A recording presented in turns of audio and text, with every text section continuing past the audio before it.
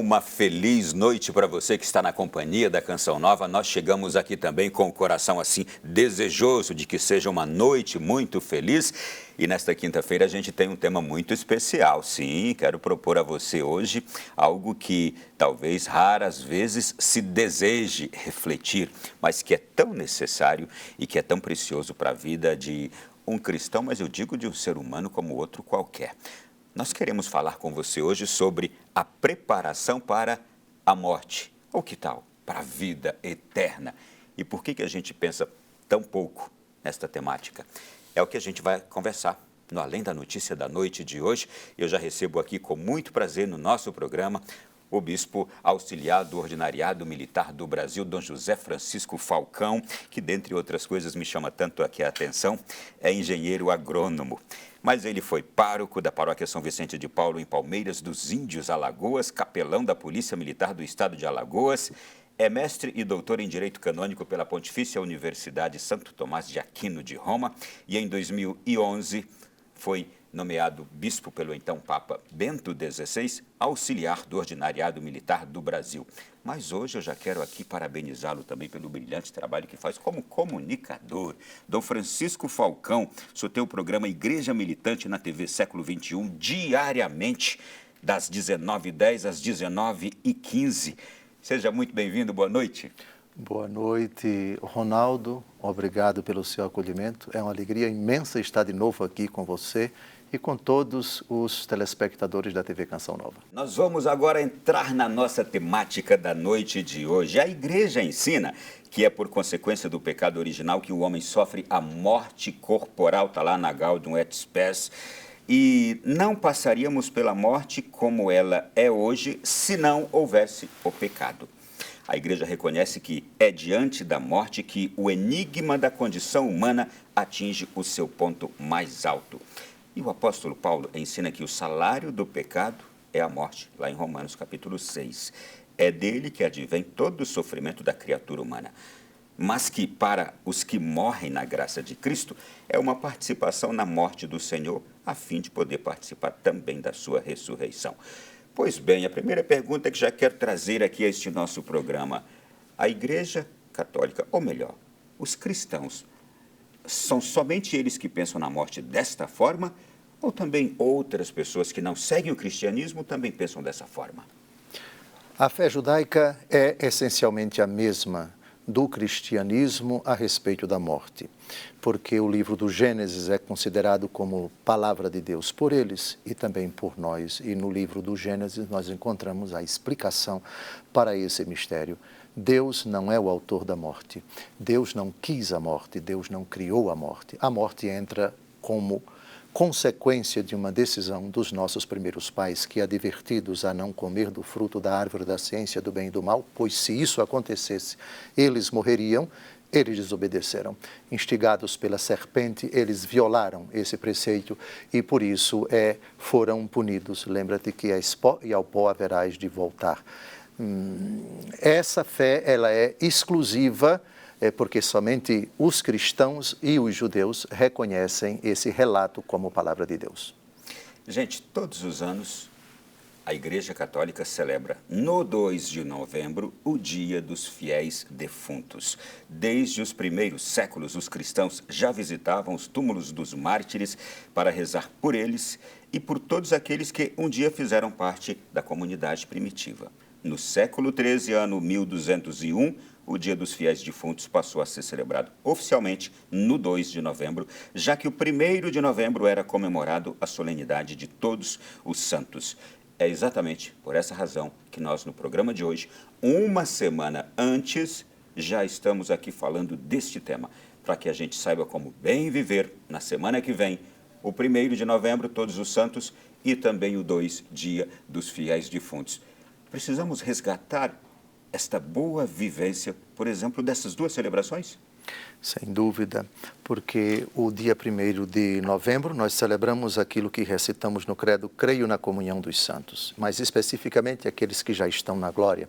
Os santos são todos os marcados pelo sangue de Cristo e pelo batismo. E os santos estão em 3, digamos assim, estágios. os santos que estão peregrinando aqui na terra, chamemos estes de igreja militante. Os santos que morreram na graça de Deus estão se purificando no purgatório, a igreja padecente e a igreja triunfante, que são aqueles que já participam da felicidade sem fim. O dia 1º de novembro, que no Brasil, quando não cai no domingo, é transferido para o domingo seguinte, para reforçar a importância dessa solenidade, vislumbra a igreja na glória. O dia 2 de novembro vislumbra os fiéis falecidos. Então, estritamente falando, 2 de novembro para nós não é dia de finados, é dia dos fiéis falecidos, comemoração dos fiéis falecidos. Então, creio na comunhão dos santos, penúltimo artigo do credo, 1º de novembro, e 2 de novembro creio na comunhão com os nossos irmãos que se purificam na purificação final, o purgatório. Exatamente, o senhor trouxe aqui algo muito precioso. Finados e fiéis defuntos. Por que a Igreja Católica define com diferença essas duas nomenclaturas? Nós consideramos que aqueles que se purificam na purificação final, mesmo aqueles que sem culpa nunca ouviram falar do Evangelho, portanto morreram sem conhecer o Cristo, mas se tivessem a possibilidade de conhecer, eles adeririam a Cristo. Nós consideramos que se estão no purgatório é que morreram na graça de Cristo. E se estão lá é pelos méritos de Cristo. Sem mim nada podeis fazer. João capítulo 15, versículo 5. Qualquer pessoa que esteja se purificando no purgatório, estão lá porque no derradeiro instante de sua vida foram lavados, foram purificados pelo sangue de Cristo, mas partiram para a eternidade com alguns vestígios que precisam de purificação. As sequelas do pecado e, portanto, as penas temporais dos pecados perdoados quanto à culpa, que são purificadas pelo sangue de Cristo, pela brasa, pelo fogo, que é o coração de Cristo que os purifica dessas imperfeições. Por isso, a precisão é esta, é para ressaltar que se estão lá é pela graça de Cristo e, portanto, são fiéis falecidos, não são pagãos falecidos. Mesmo que pagãos estejam lá, estão pelos méritos de Cristo, sem mim nada podeis fazer e ninguém vem ao Pai senão por mim. Então a expressão precisa, teológica, é fiéis falecidos. A gente vai voltar a falar sobre essa temática do purgatório daqui a pouquinho no segundo bloco, mas antes eu quero já chamar aqui a nossa repórter Camila Castro, que traz algo muito precioso sobre essa temática. A morte é um caminho inevitável. Todos nós vamos passar por esse momento, seja porque algum ente querido se foi ou porque eu e você vamos partir um dia. A morte é compreendida de uma forma universal como o fim de um processo físico-biológico, sendo vista como algo assustador, que deve ser desviada a todo momento. Mas a vida não pode ser medida, muito menos prolongada. Haverá um fim, apesar de não ser possível saber quando acontecerá. É bom pensarmos nisso e nos preparar da melhor forma. Santo Agostinho não propõe a morte como o fim da vida e não transmite sentimentos de incerteza. Ele vê a morte como uma condição natural, como uma passagem ou uma transformação do estado da vida a um estado diferente, mas natural, que mantém sua continuidade com a existência terrena. Por isso, Santo Agostinho diz: a morte não é nada, apenas fiz a passagem para o outro lado. É como se estivesse escondido no quarto ao lado. Eu sempre serei eu, tu serás sempre tu. O que éramos antes um para o outro, o somos ainda. Santa Teresinha do Menino Jesus, por sua vez, afirmava: não é a morte que virá buscar, mas sim o bom Deus. Não morro, entro na vida. Que nós possamos nos inspirar nesses grandes santos e entender que a morte não é o fim.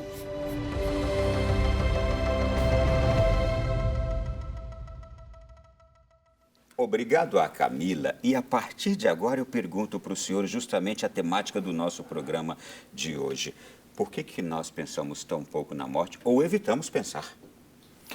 Na verdade, obrigatoriamente nós católicos temos que pensar nela. Pensemos no credo, que é o símbolo, o resumo das principais verdades da nossa fé.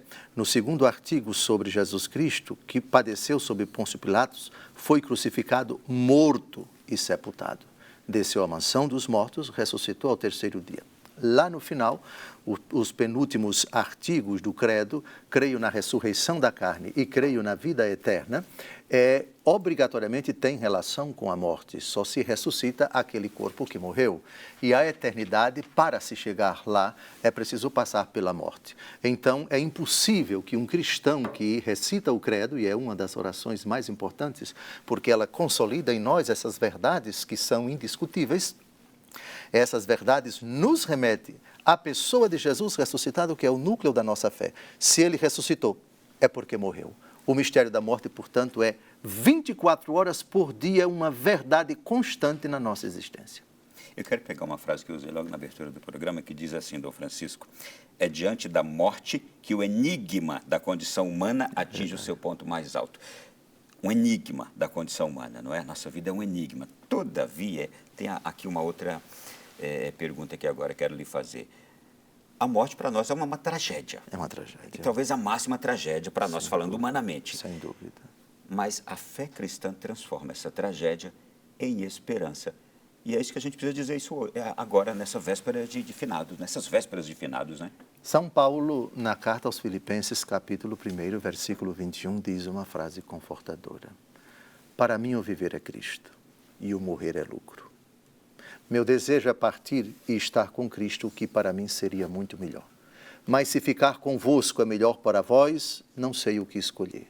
Ciente disso, eu escolho ficar convosco. Então veja, Ronaldo, o sentido da vida, malgrado a morte, que ceifou a vida terrena de Cristo, é o próprio Cristo. Mas, diante do ineludível e irretratável e inadiável mistério da certeza de que essa aventura terrena vai chegar ao fim, a morte nos leva a olhar para Cristo morto. Cristo vivo na aventura terrena, Cristo morto e Cristo ressuscitado. Aí nos enche de esperança verdadeiramente, sim. O prefácio dos Fiéis Defuntos 4 do Missal Romano diz uma frase muito interessante. Por vossa ordem nós nascemos, por vossa vontade somos governados, e por vossa sentença retornamos à terra por causa do pecado. Mas salvos pela morte de vosso Filho, ao vosso chamado despertaremos para a ressurreição. Olha que bonito. Repare a precisão da igreja. Por vossa ordem nascemos. Ele quis que nascêssemos. Por vossa vontade somos governados. Providência divina. E por vossa sentença retornamos à terra por causa do pecado. A sentença que um juiz dá, ela não significa que o juiz é o causador daquilo que ele vai sentenciar. Até porque a sentença de Deus, porque você pecou. Lembra-te que és pó e ao pó haverás de tornar. E isso daí, a morte é consequência de uma decisão sua. E eu sentencio, eu adverti vocês. Não comam, porque se vocês comerem, vocês morrerão. Então, é ordem de Deus quando nascemos, é providência de Deus quando peregrinamos aqui na terra, mas uma sentença por causa do nosso pecado. Isso daí é coisa sua, é coisa dos homens, é coisa de Adão e de todos aqueles que estão unidos a ele.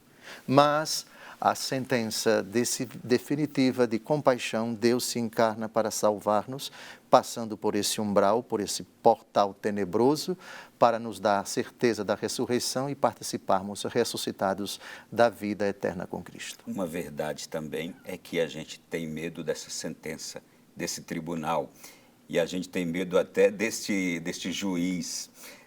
É um erro ter medo do juiz, da sentença do tribunal, e se é um erro, de onde vem este erro, né?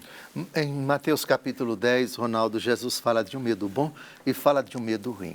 Ele diz o seguinte: não temais aqueles que matam o corpo e não podem matar a alma. Temei aquele que tem o poder de precipitar o corpo e a alma no fogo da geena. Jesus virá como juiz. Mas para quem está em paz com Ele, para quem vive na graça dEle, a vinda dEle para julgar os vivos e os mortos, a vinda dEle no juízo particular, que acontece logo depois da morte, deve provocar uma serenidade tremenda. São Domingos Sávio, discípulo de São João Bosco, alguém perguntou para ele: se Jesus viesse hoje, o que você faria? eu continuaria a jogar bola.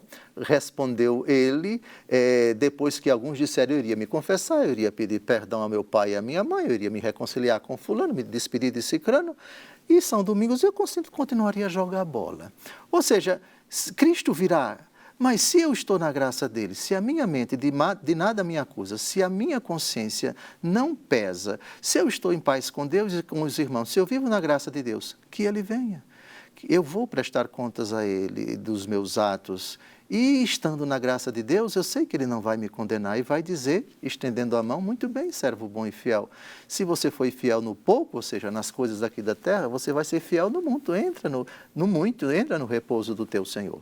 É claro que enquanto seres humanos dotados de materialidade, a carne se rebela diante da possibilidade da morte. E, nesse sentido, perturbar-se como Jesus se perturbou no Jardim das Oliveiras é plausível, é compreensível. Minha alma está aflita até a morte. Vigiem e aqui comigo, disse a Pedro, Tiago e João, que não paravam de dormir. E Jesus chegou no extremo de ele suar sangue.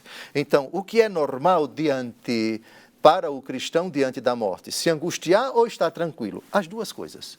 Angustiar-se enquanto natureza humana que quer viver, mesmo sabendo que existe a vida eterna, mesmo sabendo que se partir na graça de Deus vai estar com Cristo, mas porque Cristo, que é nosso critério, nosso modelo, aprendei de mim que sou manso e humilde, diante da morte, Jesus é nosso modelo também no Jardim das Oliveiras. Isso por um lado. E por outro, se você está na graça de Deus, você deve dizer, como Jesus disse, todavia não se faça a minha, mas a tua vontade. Estou pronto. Vou pegar o exemplo de quem estava brincando e vou continuar brincando.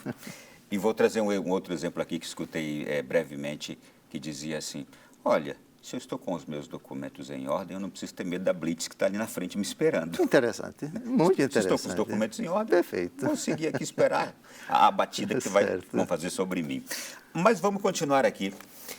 Como dificilmente a gente se encontra, ou se diz, preparado para a morte, nós acreditamos também na solidariedade, na expiação dos pecados de uns pelos outros. E aqui entra a questão da oração pelos os mortos, não é? De que modo nossas orações podem auxiliar os nossos falecidos? A consciência na revelação de que os mortos necessitam de nossas orações aparece pela primeira vez no segundo livro dos Macabeus, no Antigo Testamento, capítulos 12, 13 e 14.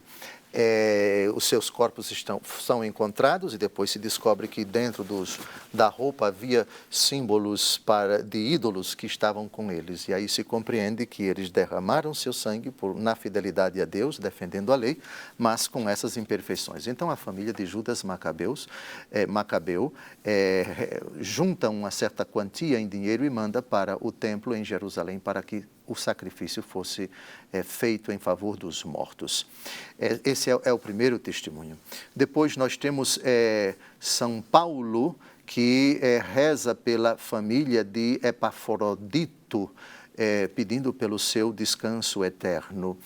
No livro do Apocalipse, capítulo 14, versículo 13, nós temos uma das mais antigas e bonitas e simples orações pelos mortos. E eu pediria a vossa simpatia que você lesse agora para todos uma oração que seus pais lá no Piauí, que os meus pais em Alagoas, que todos nós, absolutamente todos, no velório, cristãos, recitamos. O descanso eterno dai-lhes, Senhor. A luz perpétua os ilumine. Ora, se eu estou pedindo que Deus conceda o descanso, é porque eles ainda não descansaram. Isso é uma oração pelos mortos. O que poucas pessoas sabem é que isso está na Bíblia. Ronaldo, Apocalipse capítulo 14, versículo 13. Uma das mais antigas orações pelos mortos. E que diz assim, eu ouvi uma voz do céu que dizia, escreve, felizes os mortos que doravante morrem no Senhor. Sim, diz o Espírito, descansem dos seus trabalhos, pois as suas obras os seguem. Descansem dos seus trabalhos. Se eu estou pedindo isso, é porque eles ainda não descansaram. Porque se eles tivessem descansado, eu não pediria. Portanto, quando eu desejo e apresento a Deus, Senhor, que eles descansem em paz, que a alma do meu pai, da minha mãe, do meu avô, etc., descanse em paz, eu estou pedindo algo que ainda não aconteceu. Ora, quem já está no céu já descansou. E quem está no inferno não adianta rezar por ele, porque a alma dele não sai de lá jamais. Santo que está no céu não precisa de nossas orações. E quem está no inferno não adianta rezar por eles. Conclusão, isso daqui é uma oração pelos defuntos. Este é o nosso apenas começo de programa de hoje, muito especial, em preparação para a semana que vem, o dia que vamos viver como fiéis católicos, os fiéis defuntos, recordando deles, não é? A gente vai para o intervalo e voltaremos daqui a pouquinho. Nós temos uma porção de temáticas importantes para falarmos aqui hoje. A gente já começou a falar um pouquinho de purgatório, mas vamos falar também da segunda vinda de Jesus e o quanto isto tem a ver com esta reflexão sobre a morte. E olha, mais ainda, pensamentos de santos também a respeito disso, que nos instruem a viver bem. Isto é, viver bem para morrer bem, não é? Intervalo e voltamos já. De volta no Além da Notícia da noite de hoje, está de fato com uma proposta inusitada. Eu sei que muitas vezes a gente teme falar sobre essa reflexão de hoje, a morte, porque pensamos tão pouco nela. Mas pensar na morte é viver bem, sermos provocados a viver bem. E agora a gente quer falar nesse bloco aqui sobre a compreensão da morte. Mas antes ainda, Dom Francisco Falcão, aconteceu recentemente, quando eu digo recentemente, 1 ano atrás, justamente às vésperas também do dia de finados. Uma pessoa conversava no ônibus, aqui em Brasília, com outra pessoa, era uma jovem, bastante jovenzinha, e falavam sobre a ida aos cemitérios. E essa jovenzinha dizia, para que eu vou? Já morreu mesmo? Por que eu não vou fazer mais nada lá? Já foi, não me importa mais isto. Para nós não, para o cristão tem relevância, tem importância ir ao cemitério, especialmente no dia de finados, se não possível, um pouco antes ou um pouco depois. Mas queria que o senhor falasse sobre este exercício de fé que é ir ao cemitério. Há um livro do Antigo Testamento, o livro de Tobias, cuja personagem principal, ele próprio, Tobias, se destacava por um homem muito bom, um homem muito caridoso, um homem piedoso. E dentre as obras de misericórdia materiais que ele realizava, ele sepultava os mortos. Ele tinha esse sentimento não somente humano, mas também da fé judaica, que é a mesma fé cristã, a respeito da sacralidade do corpo, que pela fé e pelo batismo, no nosso caso de cristãos, é templo do Espírito Santo. Se é templo, merece ter um sepultamento digno, assim como o corpo de nosso Senhor Jesus Cristo. A ida ao cemitério é uma forma de venerar não somente os restos mortais daqueles que são templos do Espírito Santo e que um dia vão ressuscitar, mas também uma ocasião de estar ali, no local onde aqueles restos mortais evocam aquelas pessoas que deixaram, de alguma forma, o seu legado.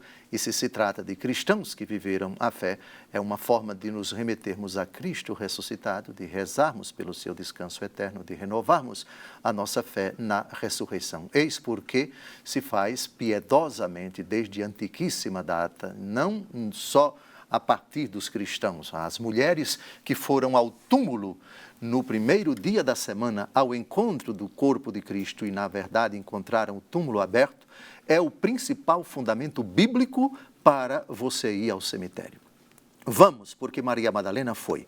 Vamos, porque São Pedro e São João correram depois que receberam a notícia, foram. Portanto, a veneração aos túmulos onde se encontram os restos mortais dos nossos entes queridos, tem essa fundamentação. E a igreja primitiva para nós é paradigma. Jesus também foi ao túmulo de Lázaro, João capítulo 11, e lá chorou. Porque Jesus foi e porque as mulheres foram, nós vamos e ponto final. Há ainda também, para o fiel católico, uma graça especial concedida neste tempo, que são as indulgências plenárias, não é? Como entender essas indulgências, como conquistá-las e para quem conquistá-las? O parágrafo 1471 do Catecismo da Igreja Católica diz, respondendo à pergunta, o que é a indulgência? A indulgência é a remissão diante de Deus da pena temporal devida pelos pecados já perdoados quanto à culpa, que o fiel bem disposto obtém em certas condições determinadas pela intervenção da Igreja, que, como dispensadora da redenção, distribui e aplica por sua autoridade o tesouro das satisfações de Cristo e dos santos. A indulgência é parcial ou plenária, conforme liberar parcial ou totalmente da pena devida pelos pecados. As indulgências podem ser aplicadas aos vivos e aos defuntos. As indulgências concedidas pela Igreja, plenárias, para quem visita piedosamente os cemitérios nesses dias determinados pela Igreja, somente são aplicadas em favor dos defuntos. Qual é a lógica das indulgências? É precisamente esta: quando o membro sofre, todos sofrem. Quando o membro se alegra, todos se alegram. A igreja é um corpo. O apóstolo Paulo diz em Colossenses capítulo 1, versículo 24, eu completo em minha carne o que falta a paixão de Cristo em benefício do seu corpo, que é a igreja. Por isso, quando um fiel em estado de graça, comunhão sacramental, confissão, estado de graça, recitando, fazendo a oração pelo Santo Padre, ele pode obter em favor dos irmãos, porque aquilo que eu obtenho, eu também posso aplicar em favor dos meus irmãos que estão na glória, padecendo ainda, na vida eterna, padecendo, ainda não entraram no céu, não entraram na visão beatífica, porque os méritos de Cristo em mim, eu vivo, já não sou eu que vivo, é Cristo que vive em mim. O que há de merecimento em mim, quando eu realizo alguma coisa, a igreja, como dispensadora da salvação, aplica em favor dos irmãos que são favorecidos com esses atos meritórios. Atos, como Jesus disse, jejum, oração e esmola ou caridade. A maior oferenda, o maior benefício, o maior presente que nós podemos dar em favor dos irmãos no purgatório é a celebração do santo sacrifício da missa. Esse é o maior presente que pode favorecer as almas que estão no purgatório. A visita aos cemitérios nesses dias determinados pela igreja é uma outra forma, a igreja como mãe cheia de graça, mãe que dispensa os méritos de Cristo nos atos meritórios dos seus filhos, ela concede em favor dos falecidos a indulgência plenária, ou seja, total, que significa a remissão total das penas temporais dos pecados perdoados quanto à culpa. Para nós compreendermos a diferença entre culpa e pena, e isso é fundamental para compreendermos o purgatório e, portanto, as indulgências. Todo pecado, ele tem uma dupla dimensão, a da culpa e a da pena. Quando você ofende a Deus, você se torna culpado diante dele, mas também você adquire a obrigação de reparar o mal que você cometeu. Portanto, quando você pede perdão a Deus, quando você se arrepende, Deus perdoa você da culpa, você não é mais culpado, mas permanece a obrigação de você reparar a consequência do pecado. Zaqueu diz para Jesus, eu vou dividir metade dos meus bens com os pobres e se defraudei alguém, vou restituir 4 vezes mais. O reparar é pagar aquele prejuízo causado. Exatamente. Jesus coloca isso falando implicitamente do purgatório em Mateus 5, de 23 a 25. De lá não sairás até que tenhas pago o último centavo. Entra em acordo com o teu adversário para que ele não te entregue ao juiz, o juiz te entregue ao carrasco e o carrasco te ponhas em prisão. Em verdade te digo, de lá não sairás, a não ser depois que pagares o último centavo. E aqui está um texto, Ronaldo, que eu vou pedir para você citar, versículos de 12 a 14, que fala da salvação pelo fogo. Para quem diz que a Escritura não fala no Novo Testamento do fogo do purgatório, fala sim. 1 Coríntios, capítulo 3, versículos de 12 a 14. Preste atenção, aqui está um dos fundamentos citados pelo Catecismo da Igreja Católica. Um fogo no dia do julgamento, que não é agora, é quando deixarmos esta vida. Hebreus 9, 27 está escrito que todos morramos uma só vez, depois do que segue-se o juízo. E 2 aos Coríntios, capítulo 5, versículo 10, porquanto todos nós haveremos de comparecer diante do tribunal de Cristo, para a prestação de contas dos nossos atos. É nesse dia que o fogo vai expurgar aqueles que partirem arrependidos, reconciliados com Deus, mas que não expiaram as penas dos pecados perdoados quanto à culpa. 1 aos Coríntios, capítulo 3, de 12 a 14. Enquanto eu vou aqui pegando, eu quero apenas prestar aqui um agradecimento à nossa equipe por trazer ali a belíssima imagem do Papa Francisco visitando túmulos. Outros papas também já o fizeram. E recordando também aqui que a Igreja Católica tem feito um serviço maravilhoso nos dias dos fiéis defuntos, de celebrar missas ao longo de todo o dia nos vários cemitérios espalhados pelo nosso país. Vamos lá então aqui a leitura nos pedida por Dom Francisco Falcão. Agora, se alguém edifica sobre este fundamento com ouro, ou com prata, ou com pedras preciosas, com madeira, ou com feno, ou com palha, a obra de cada um aparecerá. O dia, no caso o dia do julgamento, irá demonstrá-lo. Será descoberto pelo fogo.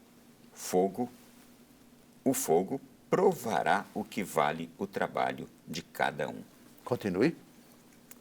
E o versículo 14 diz: se a construção resistir, o construtor receberá a recompensa. Avante, ele se salvará. Versículo 15. Se pegar fogo, arcará com os danos. Ele será salvo, porém passando de alguma maneira através do fogo. Citado pelo Catecismo da Igreja Católica, um dos fundamentos bíblicos para o purgatório. Nós cremos na purificação final. Nós cremos que aqueles que partiram na amizade com Deus necessitam de nossas preces. Nós cremos que esse fogo, que não tem nada a ver com o fogo do inferno, é o abrasamento do amor de Deus que causa, sem dúvida alguma, um sofrimento, a pena do dano, a pena do sentido, a consciência daquela alma de que cometeu o pecado, arrependeu-se, mas que devia reparar nesta terra as consequências e não dos seus pecados, e não o fizeram, e por isso agora são abrasadas pelo amor de Cristo. Já estão salvos, mas ainda é dilatada, é procrastinada a visão beatífica, porque ainda estão se purificando pelo fogo do amor de Deus, e as nossas orações aqui na terra e os nossos atos meritórios, por beneplácito da Igreja, são aplicados em favor deles. Eu vou aproveitar tudo que o senhor acaba de nos falar e trazer aqui uma citação maravilhosa sobre a realidade que devemos recordar sempre da nossa vida terrena.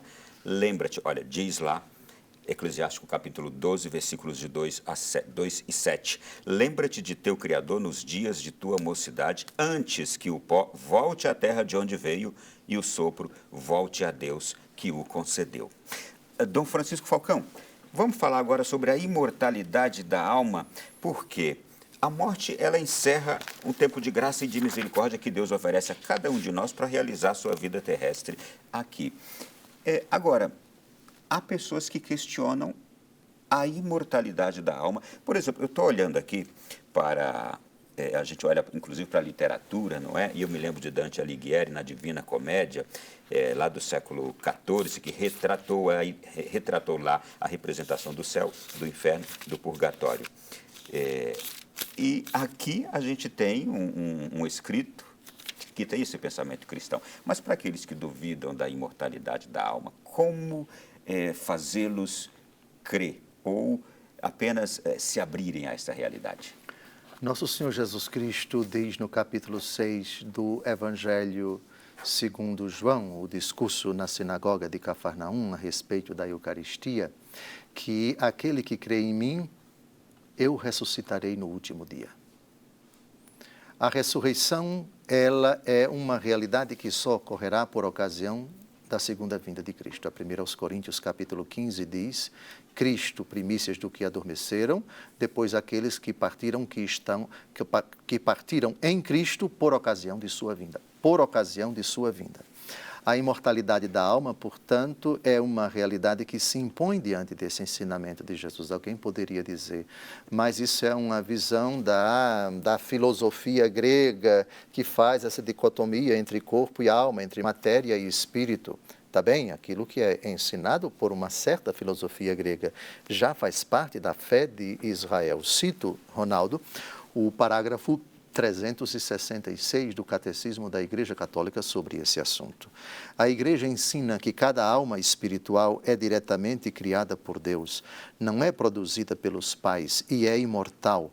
ela não perece quando da separação do corpo na morte e se unirá novamente ao corpo quando da sua ressurreição final.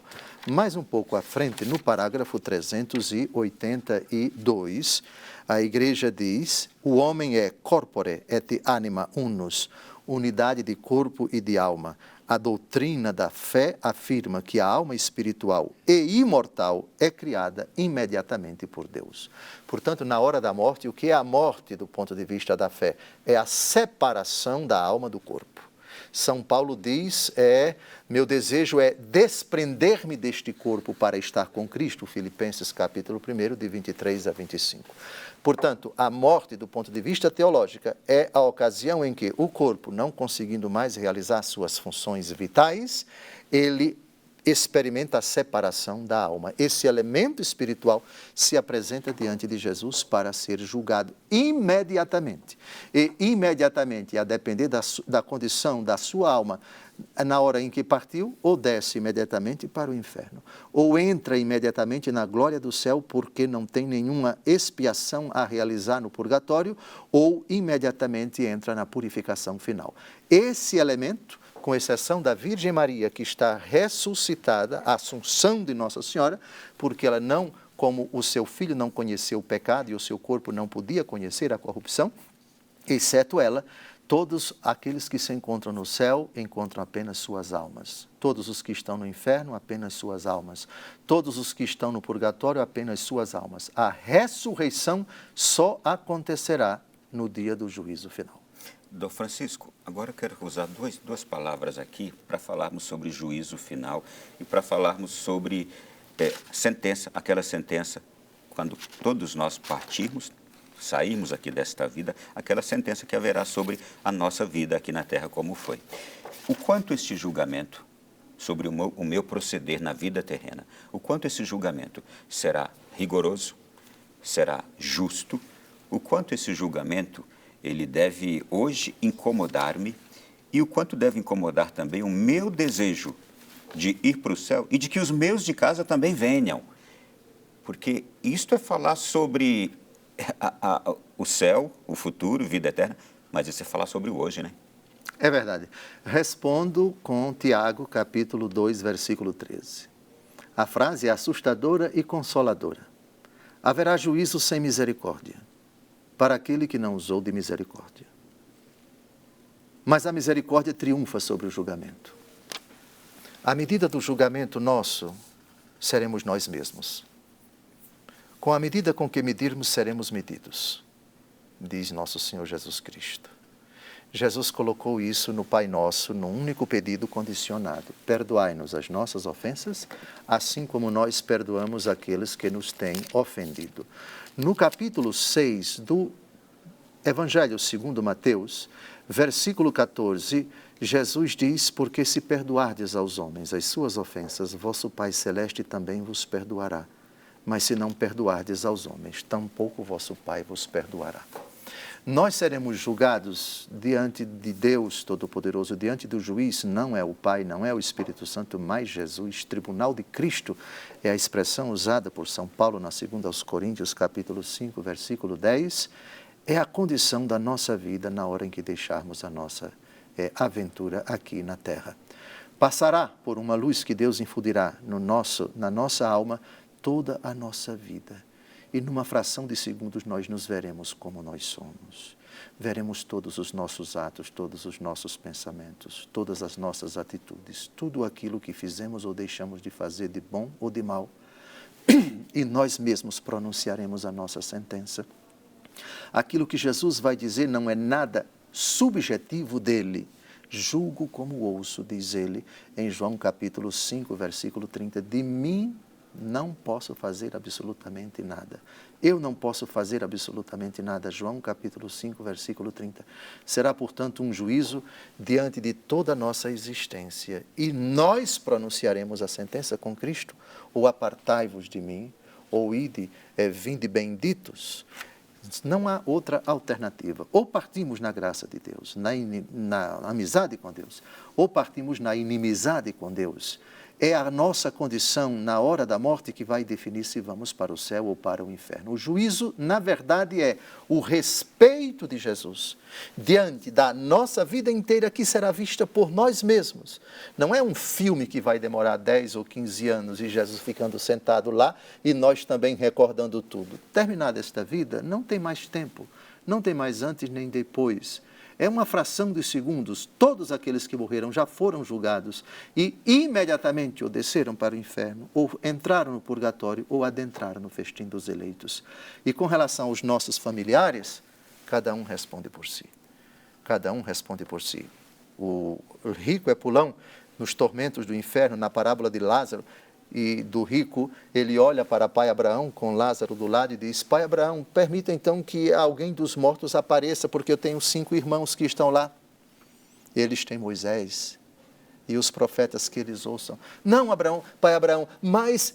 Não, nada disso. Se eles não ouvem Moisés e os profetas, nem que alguém ressuscite, eles vão ouvir. Claro, cada um de nós pode, enquanto está vivo, deve se sentir responsável pela salvação dos outros. Somos corresponsáveis. Ide pelo mundo. Brilhe vossa luz diante dos homens, para que, vendo vossas boas obras, glorifiquem o Pai que está nos céus. Mas a decisão de se converter ou de pecar é de cada um de nós. O pai responde por si, os filhos respondem por si. É o tema da responsabilidade individual em Ezequiel capítulo 18. Cada um vai responder diante dos seus atos perante Deus. Ali não há pedido, ali não há jeitinho brasileiro, nem jeitinho israelense, nem jeitinho palestino, nem jeitinho de... cada um responde pelos seus atos. Olha, gente, para encerrar esse bloco, eu já vou deixar uma pergunta, que é uma sequência de tudo que o senhor está nos falando, e que mexe muito com o nosso interior, e que talvez seja a coisa que mais centraliza-nos na vida, que é família. E a pergunta que já quero deixar é a seguinte, baseada aqui também nessa passagem bíblica de João 14, que diz assim: na casa de meu pai há muitas moradas, se não fosse assim, eu vou-lhe teria dito, vou preparar-vos um lugar. Por que estou aqui trazendo essa citação? É porque eu quero perguntar para o Dom Francisco, vai ficar para a resposta já já. Eu vou encontrar a minha avó, a minha mãe, o meu pai, lá no céu, aqueles que já foram, que eu amei tanto e que eu sei que eram pessoas boas e que eu acredito que estão no céu. Eu vou encontrá-los e vai ter graça a vida lá no céu? Daqui a pouquinho a gente volta. Para você que está chegando agora, muito boa noite. Nós já estamos aqui no programa Além da Notícia e o tema de hoje é espetacular. Nós estamos falando sobre a preparação para a morte ou a vida eterna. E por que a gente pensa tão pouco nisto ou teme pensar sobre este assunto? Semana que vem teremos o Dia dos Fiéis Defuntos, Dia de Finados no calendário civil brasileiro. Também no calendário religioso a gente celebra como um grande feriado nacional em que todos, especialmente nós cristãos católicos, vamos, como um exercício de fé, uma obra de misericórdia, aos cemitérios visitar os nossos fiéis defuntos. Eu, por exemplo, tenho a minha mãe enterrada lá no Piauí. Como não posso ir lá? Então vou aqui no cemitério mais próximo. E é um exercício salutar este, não é? Bom, Dom Francisco Falcão, nós voltamos aqui agora para as temáticas preciosas. A pergunta que fiz agora continua, mas antes apenas eu preciso fazer menção a esta belíssima gravura que a gente tem aqui. O senhor conhece esse lugar, não é? Conheço, sim. Estive lá já 3 vezes e na última tive a alegria de celebrar a Santa Missa exatamente aí.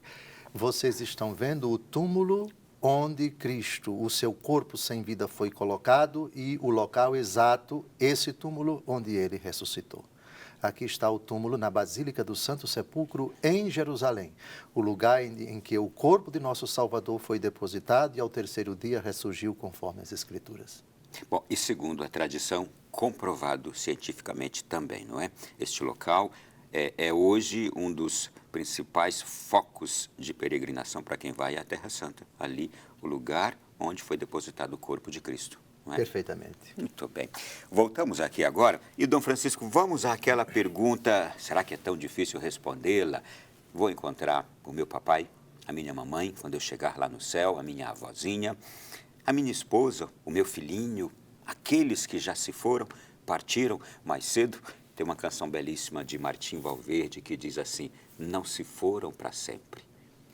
porque se eles estão vivos ainda no meu coração, na minha memória, se estão vivos dentro de mim com o seu exemplo, com o seu sorriso, com suas palavras, com tudo que fizeram para que hoje eu fosse quem sou, não se foram para sempre. Eles continuam vivos aqui. Mas eles também estão lá, vivos, Dom Francisco. E, quando eu também for, vou encontrá-los e de que maneira? Perfeito. Para responder essa pergunta, primeiro é preciso supor que os meus familiares que já partiram na graça de Deus. Independente de ser meus familiares ou não, independente de eu querer ou gostar ou desejar ou não, mas quem parte em pecado mortal, seja quem for, desce imediatamente para o inferno depois do juízo particular. Se morreu na graça de Deus e ainda está necessitado de purificação, está se purificando no purgatório e não entrou no céu. Mas, se morreu na graça de Deus, prévia purificação final ou não, encontra-se no céu. Essa é a primeira coisa a respeito dos que já partiram. A segunda coisa que temos que considerar é um desejo de Ronaldo, quando eu chegar no céu. Seria interessante se eu chegar no céu. Para isso é preciso que o Ronaldo percorra a sua aventura aqui na Terra na graça de Deus e na hora derradeira se encontre na graça de Deus. Porque se isso não acontecer, se seus familiares que já partiram estiverem no céu, você vai para o inferno. Não desejo, por favor, mas isso se aplica para mim também. Então, se eles estão no céu ou venham a estar no céu prévia purificação no purgatório e você partir na graça de Deus, prévia purificação no purgatório ou não, aplica-se para qualquer pessoa que se encontra no céu. Primeiro é o que diz o Apocalipse de São João, que diz o seguinte no capítulo 7, eu vi uma grande multidão, versículos de 9 em diante. Vi uma grande multidão que ninguém podia contar, de toda nação, tribo, povo e língua. Conservavam-se em pé diante do trono e diante do Cordeiro, de vestes brancas e palmas na mão, e bradavam em alta voz, etc, etc. Sim, o céu é comunhão. Sim, nós veremos, e eles nos verão, e desfrutaremos de uma felicidade sem fim daquilo que a 1 Coríntios, capítulo 2, versículo 9 diz, o que os olhos não viram, os ouvidos não ouviram. Isso Deus preparou para aqueles que o amam. É indescritível a felicidade sem fim e São Paulo coloca dessa forma bem sóbria o que é o céu. Eu desconfio que o Novo Testamento fala muito pouco do céu, porque se entrasse em minúcias, ninguém mais queria estar aqui. Por isso, a Bíblia fala muito sobriamente a respeito da eternidade, tamanha a beleza. São Paulo, na 2 Coríntios, teve uma visão, foi até o terceiro céu, expressão que significa, provavelmente, ele foi ao âmago da felicidade sem fim e diz que aquilo que ele viu não é lícito a nenhum homem dizer. Talvez, aqui é a interpretação minha, ele não entrou em detalhes, porque se ele descrevesse a felicidade, o encanto, o fascínio, a alegria, o júbilo que é o céu, nós não nos interessaríamos mais por viver aqui na Terra. O certo é que as palavras de Jesus são mais que suficientes para nós. O Ronaldo ainda há pouco citou João capítulo 14, não se perturbe o vosso coração, credes em Deus, crede também em mim. Na casa do meu pai há muitas moradas. Se não fora assim, eu vos teria dito, pois vou preparar-vos um lugar. E quando ele estiver preparado, voltarei e tomar-vos-ei comigo, para que onde eu estou, vós estejais também. Eu acho que essa é a definição mais bonita, no meu entendimento, dos lábios de Jesus sobre o céu. Onde eu estou, que vós estejais também. Estar com Jesus, contemplá-lo face a face. O senhor já despertou aqui em mim, imagino que quem está em casa agora também, justamente um entendimento do que vem a ser o céu. Mas me gerou também um questionamento. E por que há um fascínio tão grande do ser humano pela vida aqui da Terra? Fascínio, apego pela vida aqui da Terra, a ponto de não vislumbrar esta grande beleza e este tamanho estupor do que é o céu. E aí, por isso, a gente vê hoje vidas completamente desnorteadas aqui no mundo, imaginando que a vida toda é só aqui. Santa Teresinha do Menino Jesus diz uma frase muito bonita. eu passarei o meu céu fazendo o bem aqui na terra. Veja como ela une a eternidade e a coloca já aqui na terra. Une tempo com eternidade. Ou seja, o céu já pode e já deve ser vivido agora. Minha vida presente na carne, eu a vivo na fé no Filho de Deus que me amou e se entregou a si mesmo por mim. Como é que o céu já pode ser antecipado aqui na terra, já pode ser vivido, já pode ser construído aqui na terra? Entregue o seu coração a Jesus. Viva por Ele, na graça dEle. Traduza essa fé com palavras e obras de caridade. A prática da caridade. Onde o amor e a caridade, Deus aí está. É precisamente no amor sincero, na doação ao próximo, na promoção, se nós quisermos, mas, por favor, que enxerga Cristo no necessitado e leva Cristo para ele. E é motivada pela palavra de Cristo, a doação em nome de Cristo ao necessitado.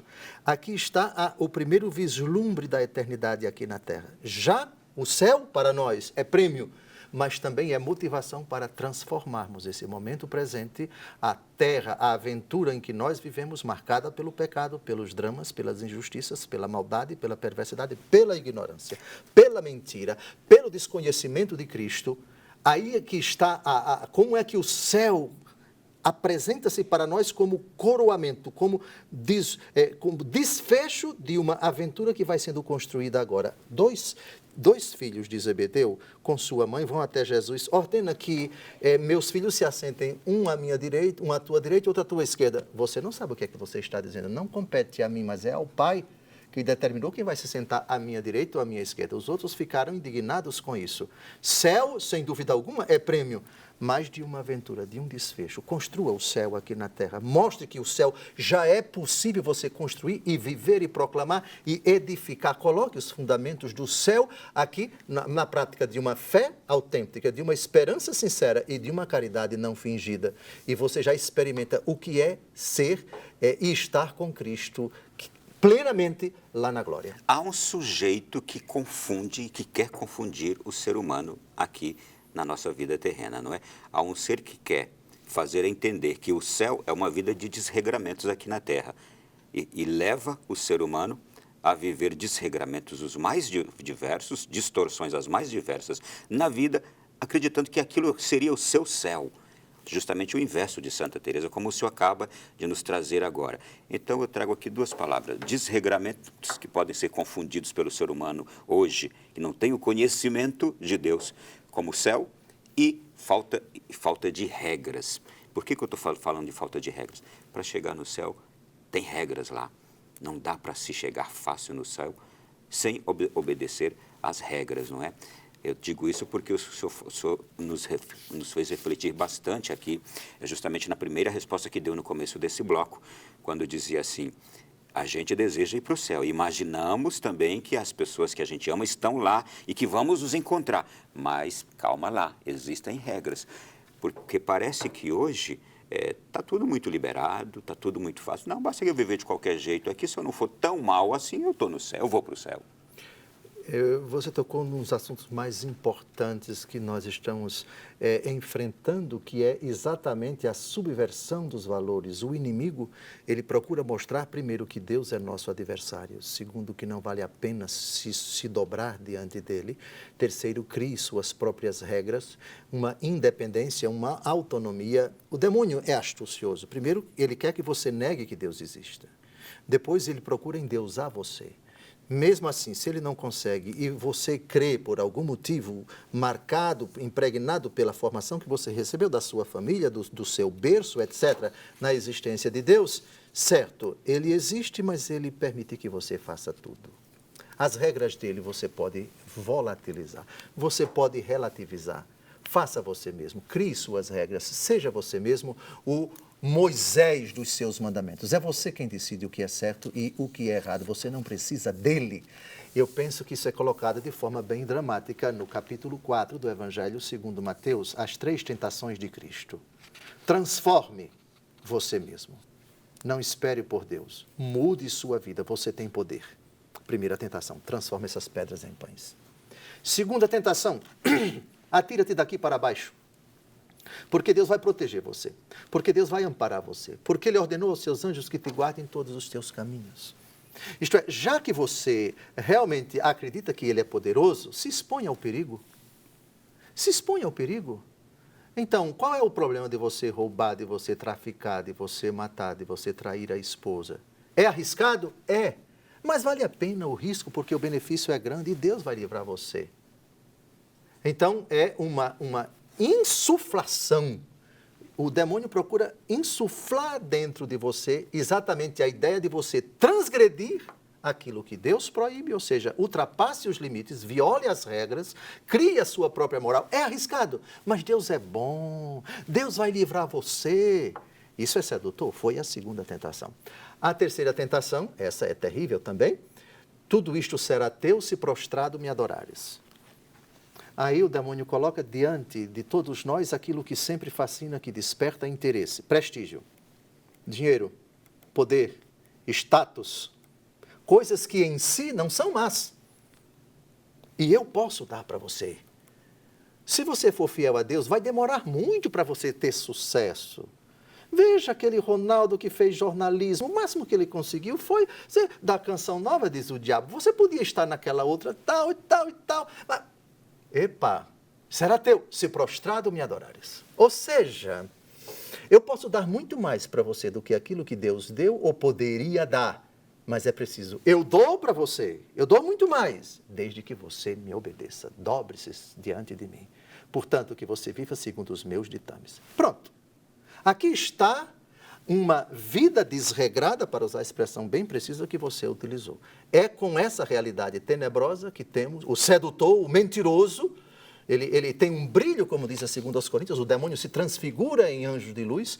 É com essa realidade pavorosa que temos que conviver, mas quem é de Cristo, Romanos capítulo 10, quem nele crê, não será confundido. E vai reagir exatamente como Cristo reagiu diante das 3 tentações. Nem só de pão vive o homem, mas de toda palavra que sai da boca de Deus. Não tentarás o Senhor teu Deus, afasta-te de mim, Satanás.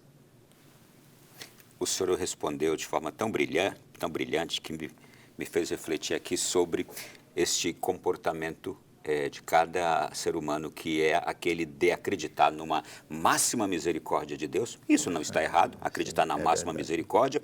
E por isso eu posso cometer os erros que eu cometer. No instante final, Deus vai ser bom comigo, vai ser misericordioso. Deus é bom, Deus é misericordioso. Aí eu faço a minha religião, aí eu faço a minha crença, e aí eu deixo de seguir a verdadeira fé e sigo a minha fé. Então, acreditar numa máxima misericórdia de Deus e não viver do jeito que eu quero.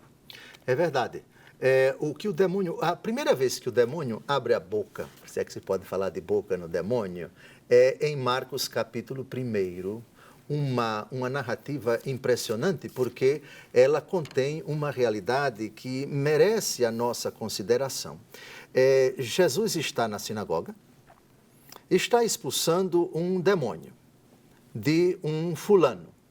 E aí o demônio chega para Nosso Senhor e diz o seguinte, versículo 24. Que tens tu conosco, Jesus de Nazaré? Vieste perder-nos? Sei quem és, o Santo de Deus. Repare, Ronaldo, dizer que Jesus é o Santo de Deus é mentira ou é verdade? Verdade. Mas não é uma verdade plena. E aí está a sutileza de Satanás. Ele não admite a verdade plena, que é Cristo, que disse, conhecereis a verdade e a verdade vos libertará, João 8, versículo 32. Mas ele vai para a tangente da verdade, aspectos secundários da verdade. E é exatamente isso que ele faz para nos confundir. Ele não diz toda a verdade, porque ele não admite, se nós conhecermos toda a verdade de Cristo, ele é o Senhor. Jesus Cristo é o Senhor. Isso o diabo não diz. Ele diz que é santo. Mas isso é irrelevante dizer que Jesus é santo. Isso é óbvio demais. Ele é o Kadosh, ele é o separado, ele é aquele em quem não existe pecado, não existe imperfeição. O que ele tenta dizer aqui é, diante da verdade que é Cristo, jogar uma verdade para ver se Jesus cai nela. Uma meia-verdade. Mas meia-verdade com meia-verdade não é uma verdade inteira. Então, também a meia-verdade, aspectos da verdade, são jogados para enganar, para ludibriar as pessoas. Você não pode cair nessa. cala-te e sai desse homem, de Jesus Cristo. Então, também é uma arma sutil de Satanás. Se ele dissesse somente mentira, ele é o pai da mentira. Quando ele mente, fala do que lhe é próprio, porque é mentiroso e pai da mentira, João 8,44. Ele é mentiroso desde o princípio. Mas exatamente para mentir, para enganar, o que é a mentira? É a exposição do falso com a intenção de enganar. Mas para você enganar uma pessoa, você tem que dar algumas gotinhas de verdade. E é o que ele procura fazer aqui ao dizer, tu és o santo de Deus. Mentiroso sem vergonha, elogiador safado. Jesus não caiu na dele e disse, cala-te e sai desse homem. Então não é somente a jogar mentira que é a tática do demônio. É também jogar meias verdades. É não dizer toda a verdade. É dizer aspectos tangenciais e secundários. Isso também é tática de Satanás. E se quem segue a Deus é filho de Deus, quem segue o pai da mentira é o filho da mentira. É filho do pai da mentira, não é? Mas vamos seguir aqui. Eu preciso acelerar, que é tanta coisa importante que a gente quer abordar aqui com o senhor, e agora eu quero falar de devoções que o povo abraça na hora da morte. E já começo trazendo aqui, a igreja nos oferece, gente, numerosos recursos para alcançarmos o nosso objetivo supremo, que é o quê? O céu, a eterna salvação. E existem numerosas devoções que na hora da morte a pessoa começa a se agarrar. E é uma outra coisa encantadora também que acontece.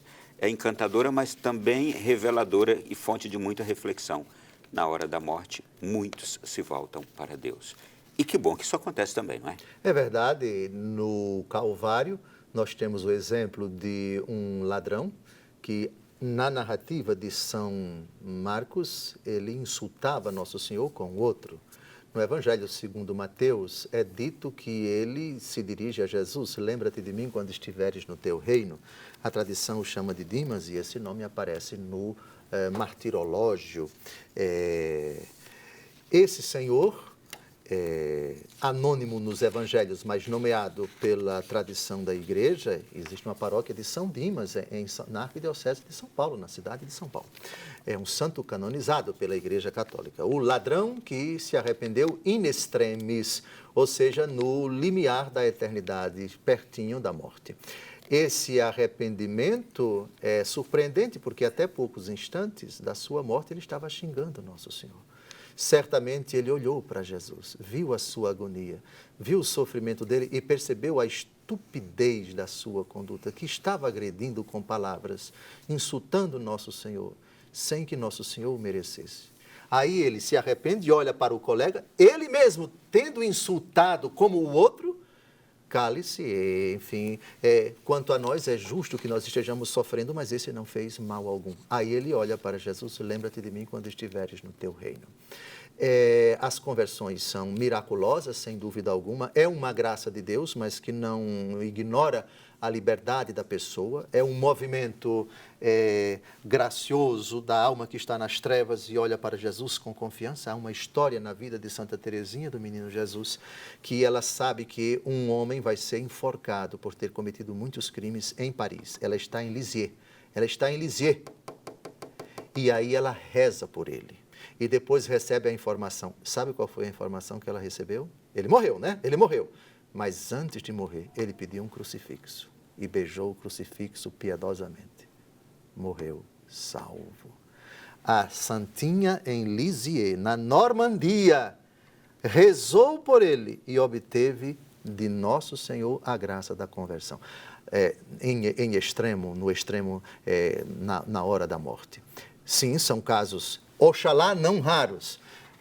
E que nós realmente rendemos graças a Deus, Deus seja louvado, porque nessa hora derradeira tal pessoa teve a humildade de dizer, Jesus, misericórdia, lembra-te de mim quando estiveres no teu reino.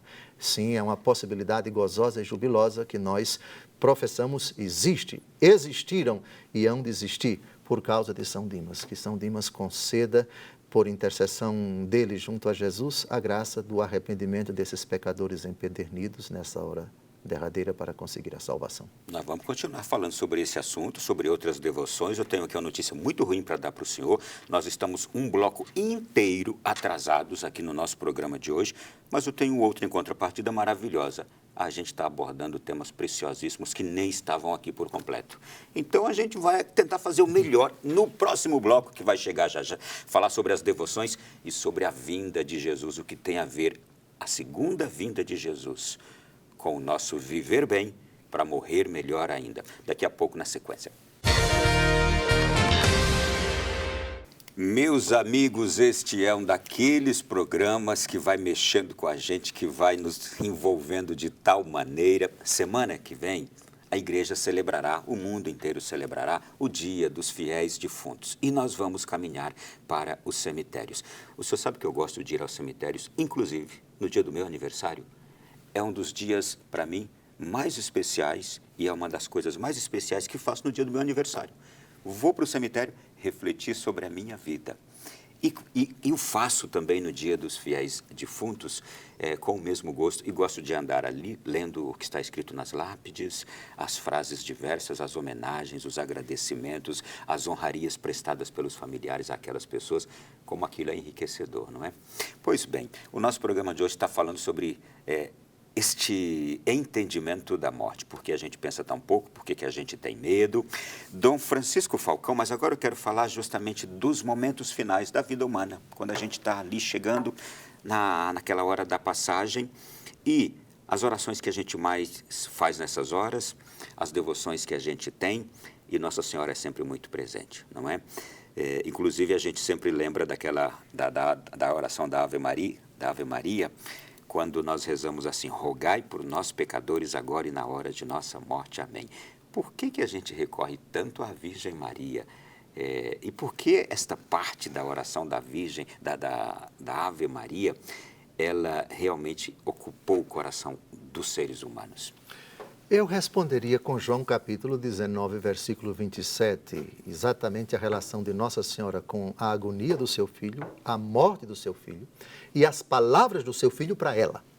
Então, o texto diz que aos pés da cruz estavam Maria, mãe de Jesus, o apóstolo João e algumas mulheres. E das 7 palavras de Nosso Senhor Jesus Cristo, todas as 7 palavras, elas têm importância para nós, mas uma delas é precisamente essa, olhando para ela, a respeito de São João: eis aí o teu filho. E olhando para São João, a respeito dela: eis aí a tua mãe. E no mesmo versículo 27 é dito que, a partir daquele momento, ele a recebeu na sua casa. Maria está unida, portanto, a Cristo, na alegria e na dor. E, portanto, no derradeiro instante da nossa vida, aquela que nos foi chamada de mãe, que nós chamamos de mãe, por vontade do próprio Cristo, a ela nós recorremos com o seu coração perpassado pela dor, unida ao seu Filho Jesus. Eis porque nós dizemos muito corretamente: rogai por nós agora e na hora de nossa morte. Assim como vós rogastes na hora da morte do vosso Filho, assim como vós rogastes na hora da vossa própria morte. Ó Mãe, carregai-nos no vosso regaço e dai-nos a graça da perseverança final. E aprofundando mais ainda, gente, e o rosário, que é uma oração que sempre se reza ali. João Paulo II, quando partiu, estavam rezando o rosário, não é? Em 1917, 3 crianças em Portugal tiveram uma visão do inferno que as horrorizou tanto a ponto de pensarem que fossem morrer. Viram um grande mar de fogo, onde iam mergulhados os demônios e as almas que em vida se tinham oposto a Deus e aos seus caminhos. Eles eram como se fossem brasas transparentes e negras ou bronzeadas, que flutuavam no incêndio levado pelas chamas que delas mesmas saíam, caindo para todos os lados, entre gritos e gemidos de dor e desespero. Nossa Senhora de Fátima concedeu às crianças Lúcia, Francisco e Jacinta Marto a visão do inferno, lugar para onde vão as almas dos pobres pecadores. Disse-lhes a Virgem que vão mais almas para o inferno por causa dos pecados da carne do que por qualquer outra razão. É por isto, para livrar os filhos do inferno, que os filhos da igreja aprenderam tanto a se agarrar a Nossa Senhora. É verdade, e a jaculatória que ela ensinou exatamente em Fátima: ó meu Jesus, perdoai-nos, livrai-nos do fogo do inferno, levai as almas todas para o céu e socorrei principalmente as que mais precisarem. Ela disse nesse contexto. Essa aparição foi exatamente no dia 13 de julho de 1917, a terceira aparição. Foram aparições desde maio até outubro. Maio, junho, julho, agosto, setembro e outubro. 6 aparições. Na terceira, Nossa Senhora ensina essa jaculatória que nós recitamos até hoje, exatamente pedir a Deus, por intercessão da Virgem, que Ele livre do fogo do inferno, dessa realidade horrenda, as almas que vivem nas trevas, e que nós que procuramos viver na graça não venhamos a nos encontrar, ou, pior ainda, a perseverar na condição de pecado mortal. A Virgem que está atenta, quem a ela se recorre com piedade, sabe que no derradeiro momento de sua vida vai obter a graça da perseverança final. Hoje a gente encontra muitos católicos sempre carregando no pescoço, à frente ou atrás, pendurado, o escapulário. Ali Nossa Senhora também garante que os seus filhos que utilizarem aquele escapulário em vida não irão para o inferno, né? Usar piedosamente, obviamente, que a simples utilização, digamos assim, como um amuleto, isto é, como se o simples carregar o objeto fosse livrá-lo do fogo do inferno, e que tal pessoa, já porque tem o escapulário, pode roubar, pode matar, pode cometer pecados. Não pode ser visto o uso do escapulário dessa forma, mas quem usar piedosamente, da mesma forma qualquer... Isto é, não adianta usar o escapulário e transgredir qualquer que seja o mandamento de Deus. Disse bem, explicou bem, é exatamente isso. As disposições do coração são necessárias para isso, isto é, viva na graça de Deus. Use aquele escapulário, lembrando-se da mãe, recorrendo a ela, confiando-se e entregando-se ao filho dela. Você terá realmente a salvação. É uma promessa de Nossa Senhora, e é assim que deve ser entendida a promessa do uso do escapulário, o uso piedoso. Isto é preciso compreender que Nossa Senhora, aquela que é vista naquele escapulário, nas bodas de Caná, simplesmente diz isso: fazei o que ele vos disser. Ou seja, faça o que Jesus disse. Carregue consigo esse escapulário. Mas você será salvo não tanto pelo uso do escapulário, mas pelo uso piedoso do escapulário, vivendo na fidelidade ao meu filho, obedecendo ao meu filho, procurando viver na graça do meu filho, confiando no meu filho, a ele recorrendo, e a mim também. Dom Falcão, nós temos aqui ainda, eu chamei de devoção, espiritualidade avassaladora, que é a da Divina Misericórdia. Santa Faustina. Tem cerca de 100 anos somente, Faustina, e está presente hoje, eu chegaria a dizer, em quase 100% da vida do católico, não é? A devoção à Divina Misericórdia. Jesus promete ali a Santa Faustina que as almas que rezarem este terço serão abraçadas pela misericórdia de Deus durante a sua vida e especialmente na hora de sua morte. Aí diz aqui: quando pecadores endurecidos o rezarem, vou encher suas almas de paz e a hora de sua morte será feliz. Hoje chegou a mim o Senhor e disse, Santa Faustina dizendo lá em seu diário: minha filha, ajuda-me a salvar as almas. Irás a um pecador agonizante e recitarás esse terço, e com isso conseguirás para ele a confiança na minha misericórdia, visto que já se encontra em desespero. Eu penso que é o principal atributo de Deus que nesses tempos difíceis precisamos mostrar mais, com uma visão justa da misericórdia. Uma misericórdia dirigida ao pecador, não ao pecado dele. Eu não te condeno, isso é misericórdia a você. Vai de agora em diante e não tornes a pecar. Não podemos ser misericordiosos com o pecado, não podemos transigir com o pecado. Não confunda o pecado da pessoa com a pessoa. A misericórdia é ao pecador. O pecado dela não pode ser praticado. De agora em diante, não tornes a pecar. Se você não tiver essa visão exata da misericórdia, você vai estar passando a mão, acobertando o pecado de quem quer que seja, e chega a essa conclusão que não é divina, é satânica. Dizer que Deus me aceita como eu sou, por isso eu continuo a praticar o pecado, que Ele vai me levar para o céu mesmo assim. Isso é errado, isso não é correto. Deus me aceita como eu sou. O pecado não faz parte do meu ser. O pecado é eu estou, não se diz eu sou pecado, eu estou em pecado. Agora, eu sou filho de Deus, por Ele eu sou amado. E os desígnios de misericórdia de Deus para mim são desígnios infinitos. O que é um convite para que eu lute contra o pecado, para que eu tenha abominação ao pecado, para que eu saia do pecado e, uma vez arrependido, eu experimente, seja lavado pela misericórdia de Deus. Isto é revelador o que o senhor acaba de nos trazer para muitos de nós católicos, hein? Deus me aceita como eu sou, e como eu sou é sem este pecado. Perfeitamente. Porque não é como eu sou com o pecado que estou, é como eu sou sem o pecado. Eu sou filho de Deus sem este pecado que estou aqui com ele na minha carne. Perfeitamente, disse tudo. Este é quem eu sou, revelador. Isso porque muitos hoje de nós, vou me incluir aqui, a gente quer que Deus nos aceite com o nosso pecado feio, com o nosso pecado que transgride os mandamentos de Deus, transgride a fé que professamos e, inclusive, escandaliza. E eu uso essa justificativa. Deus me aceita como eu sou. Estou escandalizando, estou transgredindo, estou afrontando a santidade de Deus. E quero que Ele me aceite como sou, com o meu pecado. Vamos lá. Vou fazer aqui uma outra pergunta para o senhor, preciosa também, sobre esse momento final da nossa vida. Existe alguma oração específica ou espontânea que se possa fazer também, além dessas que a gente já conhece, na hora da morte, para se rezar no leito com alguém que está ali partindo, especialmente porque eu conheço aquela pessoa que está ali naquele leito agora e eu quero ajudá-la a ir para Deus?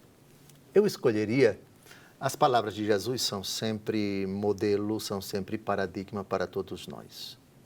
Eli, Eli, lama sabachthani, que quer dizer, meu Deus, por que me abandonaste?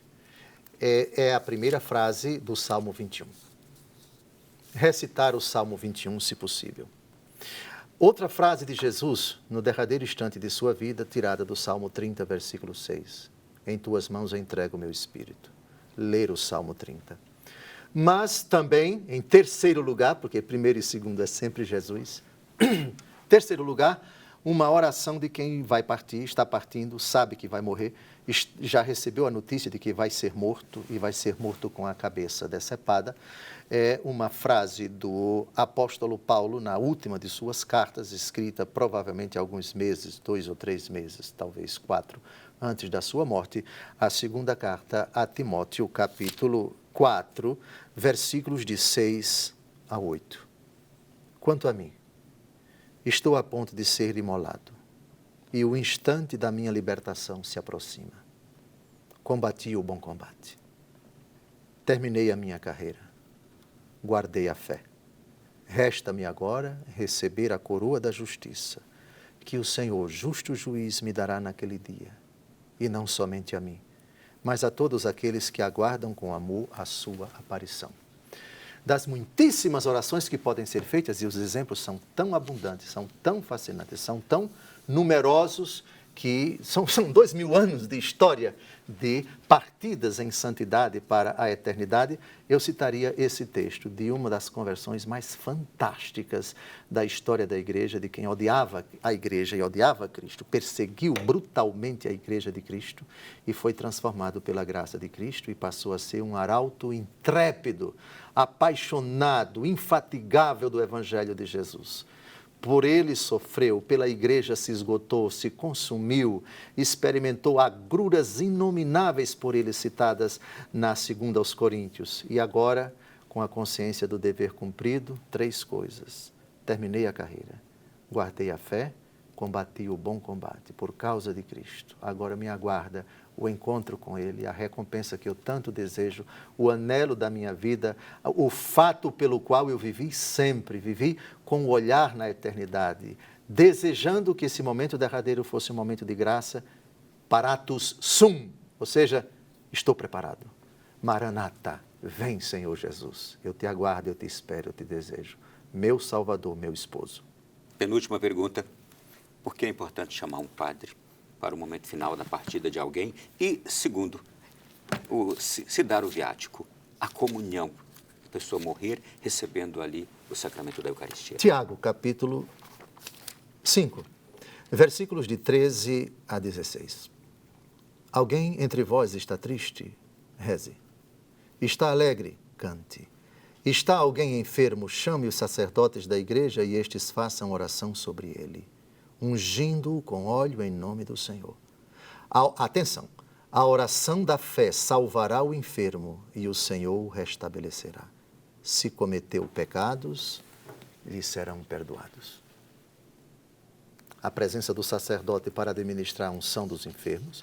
Se a pessoa está lúcida, para conferir o perdão dos pecados, João capítulo 2, versículos de 22 a 23, Aqueles a quem perdoardes os pecados, ser-lhes-ão perdoados, aquele a quem os retiverdes, ser-lhes-ão retidos. E o viático, última pergunta, a resposta não está aqui sobre o viático em Tiago, mas em João capítulo 6, quem come a minha carne e bebe o meu sangue, tem a vida eterna e eu ressuscitarei no último dia. Viático significa o alimento que o peregrino levava no bojo para se alimentar durante a viagem. Esse é o sentido da palavra viático. Essa expressão pagã entrou na teologia católica para significar exatamente o sustento, o penhor da ressurreição que o agonizante, que o moribundo recebe no extremo de sua vida como conforto e força para a partida para a eternidade, para o encontro definitivo com Jesus na prestação de contas dos seus atos, o juízo particular.